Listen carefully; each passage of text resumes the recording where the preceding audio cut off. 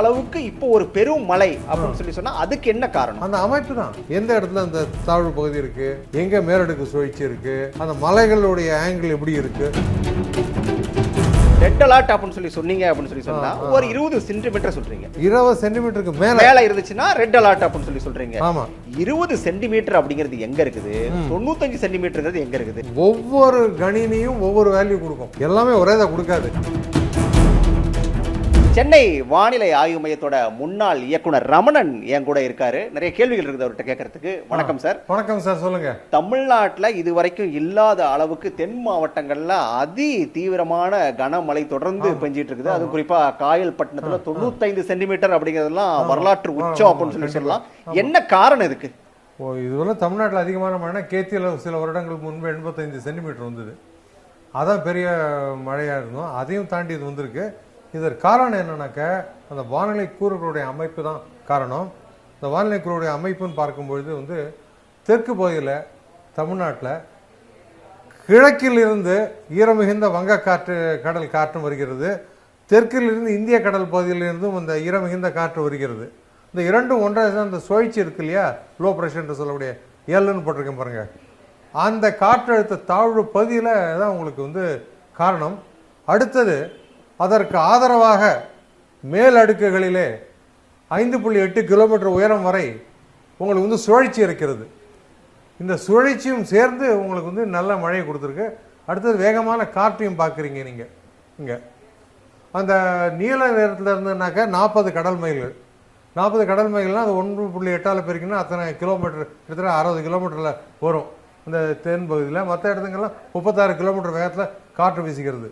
ஈரமிகுந்த காற்று, பலமான காற்று, அடுத்தது காற்றழுத்த தாழ்வு பகுதி அந்த இலங்கை பகுதிக்கு கிட்ட இருக்கு. அடுத்தது மேலடுக்கு சுழற்சி. இது அனைத்தையும் சேர்ந்து அடுத்தது மலை, அந்த மேற்கு தொடர்ச்சி மலை, அது ஒரு பங்களிப்பு இருக்கு. அதையும் ஒரு ஏற்றத்தை கொடுக்கும் அந்த காற்றிற்கு. அதனால நல்ல மழை வந்ததுக்கான காரணம் அதுதான். இப்போ இந்த காற்று குவிதலை குறிக்கும் படம். இந்த தென் மாவட்டங்களில் அந்த காற்று குவிதலை நீங்கள் பார்க்கின்றீர்கள். அதனால சுழிப்பு திறன் அதிகரிக்கும். சுழிப்பு திறன் அந்த காற்றானது மேலே வேகத்தோட செல்லும். இந்த நீங்க குறிப்பிட்ட இந்த காற்று குவிதல் அப்புறம் இந்த சுழிப்பு திறன் அப்படின்னா என்ன? அதாவது காற்று வெவ்வேறு திசைகளிலிருந்து வருவது.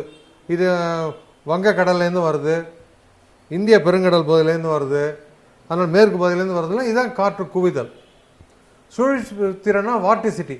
ஏன்னா காற்று ஒரு இடத்துல குவியும் போது அந்த வானிலை என்ன ஆகுனாங்க, இயற்கை அதை அனுமதிக்காது. அது மிதப்பாற்றல் பெற்று மேலே செல்லும்.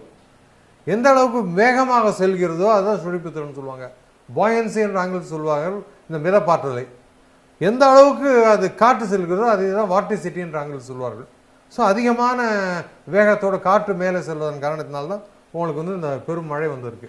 வானிலை ஆய்வு மையத்துல நீண்ட கால இயக்குனராக இருந்தவர் நீங்க. இந்த காற்று குவிதல், இந்த சுழிப்பு திறன், இதெல்லாம் இதுக்கு முன்னாடியே பல சந்தர்ப்பங்கள்ல நிகழ்ந்திருக்கக்கூடிய ஒரு விஷயம் தான். ஆனா அப்ப எல்லாம் இல்லாத அளவுக்கு இப்போ ஒரு பெரும் மழை அப்படின்னு சொன்னா அதுக்கு என்ன காரணம்? அந்த அமைப்பு தான். உங்களுக்கு மன்னார் வளைகுடால ஒரு காற்றழுத்த தாழ்வு நிலை இருந்தால் தமிழகம் முழுவதும் மழை வரும். அதே மாதிரி ஒரு அமைப்பு கூட இருந்திருக்கிறது. அதெல்லாம் தமிழகம் முழுவதும் நிறைய இடங்களில் மழை வந்திருக்கிறது.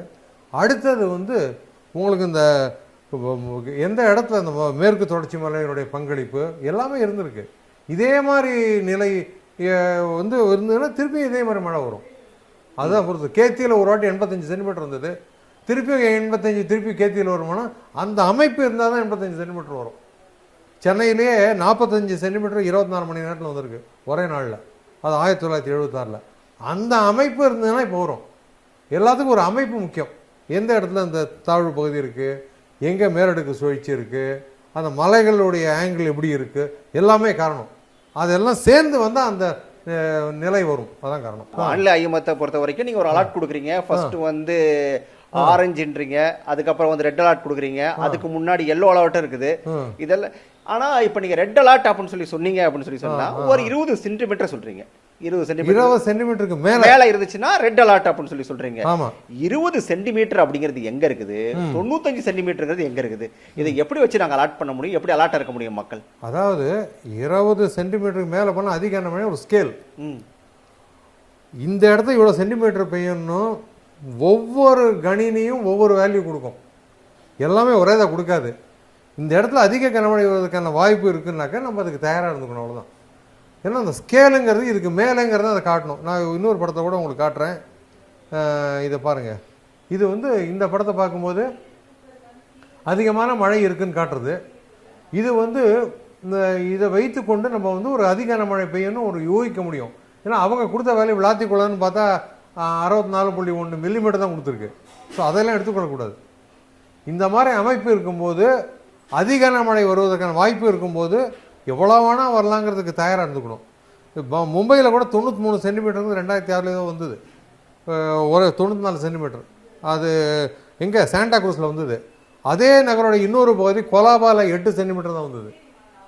இந்த மாதிரி நிகழ்வுகள்லாம் இயற்கையில் நடப்பது உண்டு. நீங்க சொல்றது எல்லாமே ஓகே தான். நான் கேட்கறது என்னன்னா அதிக மழைக்கு நீங்க ஒரு அளவுகோல் வச்சிருக்கீங்க. என்னன்னா ரெட் அலர்ட் கொடுத்துட்டு ஒரு 20 சென்டிமீட்டருக்கு மேல இருந்துச்சு அப்படின்னு சொன்னா அதுக்கு அதிக மழை அப்படின்னு சொல்றீங்க. 20 சென்டிமீட்டருக்கு ஒரு 30 போட்டும் 40 போட்டும் ஓகே ரைட், நாங்க அதிக மழைன்னு சொல்லிட்டு ஒரு லாட்டா இருப்போம், 40 வரைக்கும் கூட போலாம் அப்படின்னு சொல்லிட்டு 95 போயிருக்குது அப்படின்னு சொன்னா இதை கணிக்கிறதுக்கு வேற வழிகளே இல்லையா? ஒவ்வொரு கணினியும் ஒரு வேல்யூ கொடுக்கும். அந்த கணினியில் போயிட்டு அந்த லாட்டிடியூட் லாஞ்சிடியூடில் என்ன கொடுக்குறதுன்னு பார்த்து தான் இது பண்ணணும். அதுதான் அடுத்தது வந்து ஸ்கேலை மாற்றணும். ஸ்கேலை மாற்றணும் அப்படின்னாக்கா 40 வருவதற்காக கணினி காமிச்சதுனாக்க அந்த மென்பொருளில் போயிட்டு பார்க்க முடிஞ்சுன்னா அதுக்கு ஒரு ஸ்கேல் ஃபியூச்சரில் வைக்கலாம். வேணாம் வேறு தானோ. ஏன்னா என்னுடைய பிரிவில் 25 சென்டிமீட்டர் அதிக மழை வச்சுருந்தாங்க. இப்போ 20 தான் மாற்றிருக்காங்க. வேணால் 20 வேண்டாம், 25 இருக்கட்டும், 30 இருக்கட்டும்னு சொல்லி கோரிக்கை விடுத்து மாற்றறதுனா மாற்றலாம். அதுதான் பண்ண முடியும். இல்ல சார், ஸ்கேலை மாத்திரத்தை பத்தி நான் கேட்க வரவே இல்லை. நான் கேட்கறது என்னோட கேள்வி அப்படிங்கிறது வந்து இப்போ இந்த பகுதியில குறிப்பா அந்த காயல்பட்டினத்துல ஒரு 90 சென்டிமீட்டருக்கு மேல மழை பொழிவுக்கான வாய்ப்பு இருக்கு அப்படின்னு சொல்லிட்டு வானிலை ஆய்வு மையத்தால துல்லியமா கணிக்கிறதுக்கான வாய்ப்புகளே வழிமுறைகளே எதுவுமே கிடையாதான் தான். இப்போ பாருங்க, இதே மழையை வந்து பலவேறு கணினிகள் கணிக்கின்றன. ஆஸ்திரேலியன் ஆக்சஸ் மாடல், அடுத்தது அமெரிக்காவோட ஜிஎஃப்எஸ் மாடல், அதே மென்பொருள் தான் இந்தியாவிலும் பயன்படுத்தப்படுகிறது. அடுத்தது ஐரோப்பிய யூனியன் மாடல், ஒன்றியத்துடையது, இந்த மாதிரி இருக்குது. அப்புறம் ஜெர்மன் மாடல் இருக்குது. எந்த மாடலில் வருதோ அப்படியே டிட்டோ அதே மாதிரி இருக்காது, ஒன்றாவே இருக்காது. ஏன்னா அதில் செலுத்தப்படும் தரவுகள், அதில் பயன்படுத்தக்கூடிய இயற்பியல் கொள்கைகள் இதெல்லாம் வேறுபாடு இருப்பதுனால அதனால் துல்லியமாக இதுதான் அப்படிங்கிற சொல்கிறது என்பது கடினம். அதுதான் அங்கே இருக்கிறது. சில நேரங்கள் சில கணினி சார்ந்த கணிப்புகள் சிறப்பாக இருக்கும் மற்றதை விட. அப்போ இதுதான் பெஸ்ட்னு சொல்ல முடியாது. பொதுவாக ஐரோப்பிய யூனியன்னா நல்லா சிறப்பாக இருக்குன்னு சொல்லுவாங்க. அதுதான் இருக்கிறது. ஸோ அதனால் ஒரு கைடன்ஸ் தான் அது. அதிக கனமழை பெரும் மழை வரும் அப்படிங்கிறதுக்கு அது 93 வந்தாலும் சரி, அது செல்வதற்கான போயிடுதுன்னா ஒரு பிரச்சனையும் கிடையாது. பாம்பேலே 94 சென்டிமீட்டர் வந்தது. ரெட் அலர்ட்னு சொல்லி நாங்க கொடுத்துட்டோம் அப்படின்னு சொல்லி சொன்னா அது வந்து எவ்வளவு வேணாலும் வரும், 20க்கு மேல எவ்வளவு வேணாலும் வரும். ரெட் அலர்ட்னு சொல்றது வந்து நடவடிக்கை எடுங்கிறத மீனிங். 20 சென்டிமீட்டருங்கிறது மீனிங் கிடையாது. ரெட் அலர்ட்னு சொல்லக்கூடியது கனமழை அதிக கனமழையெல்லாம் வரும், அதுக்கேற்ற நடவடிக்கை எடுக்கணுங்கிறது தான். பத்திரமா இருந்துக்கோங்க, எங்கேயே இருந்துக்கோங்க, பத்திரமா இருந்துக்கோங்க அப்படிங்கிறத சொல்றது தான் ரெட் அலர்ட். அவ்வளவுதான், அதோட தான் வச்சுக்கணும். நாம 20 நின்றக்கூடாது, 25 நின்றக்கூடாது, 30 நிற்க கூடாது, அது எங்க வேணாலும் போகும். ஆமா, இந்தியாவில் வேர்ல்ட்லயே ரெக்கார்டட் ஹையஸ்ட் ரெயின் வந்து சிறப்புஞ்சி 156 சென்டிமீட்டர் ஒரே நாளைக்கு 24 மணி நேரத்தில். பட் ஆனால் அது மலை பகுதியாக இருக்கிறதுனால அத்தனை தண்ணி கீழே வடிஞ்சோடி விட்டு எந்த பிரச்சனையும் இல்லை.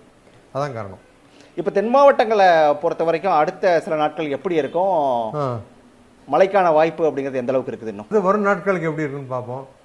இந்த ஐரோப்பிய ஒன்றிய மாடல் என்ன காட்டுன்னு பாருங்க. அதுக்கப்புறம் அப்படியே படிப்படியாக குறைவதை நீங்கள் காணலாம், அதை பார்க்கலாம். தென் மாவட்டங்களை பொறுத்த வரைக்கும் அதாவது இது என்ன மண்டே, அடுத்த டியூஸ்டே, செவ்வாய்க்கிழமை எப்படி இருக்கு பாருங்க. செவ்வாய்க்கிழமை வரலும் இந்த தென்கோடி மாவட்டங்களில் மழை இருக்கு. ஸோ இந்த குமரி மாவட்டத்தில் இருக்கு, நெல்லை குமரி மாவட்டத்தில் இருக்கு. நெல்லை குமரி மாவட்டங்கள்ல நாளை மாலை வரைக்குமே மழைக்கான வாய்ப்பு மதியம் வரலுமே இருக்குது. மதியத்துக்கு குறையுது. நாளை மதியத்துக்கு பிறகுதான் நெல்லை அதே போல கன்னியாகுமரி மாவட்டங்கள்ல மழைக்கான வாய்ப்பு அப்படிங்கிறது மெல்ல படிப்படியா குறையறதுக்கான வாய்ப்பு இருக்கு. அதான் இந்த கணினி காட்டுறது. இது வந்து ஐரோப்பிய ஒன்றியது. இதே மாதிரி ஆக்சஸ் பாருங்க, ஆஸ்திரேலியா அது என்ன காட்டுறதுன்னு பார்க்கணும். அது இங்க பாத்தீங்கன்னா தெரியும்.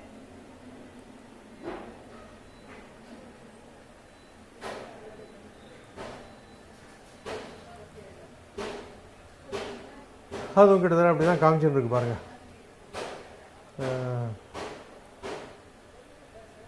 ஸோ அப்போ இன்னைக்கு இரவும் தென் மாவட்டங்கள்ல மழைக்கான வாய்ப்பு அப்படிங்கிறது இருக்குது. அதுக்கான பிறகு வந்து தான் உங்களுக்கு வந்து இந்த கணினி சார்ந்த கணிப்புகள்லாம் நாளையில் தான் குறையறதா காட்டுறது. இது நாளை காத்தாலே இன்று இரவே குறைவதாக இந்த கணினி சார்ந்த கணிப்பு காட்டுறது. இது ஆஸ்திரேலியன் மாடல் இல்லை. இப்போ நீங்கள் சொல்றது ஆஸ்திரேலியன் மாடல் ஒன்று காட்டுது. ஆமாம். இன்னொரு மாடல் என்ன சொன்னீங்க? European union. ஐரோப்பிய யூனியன் மாடல் இன்னொன்று காட்டுது.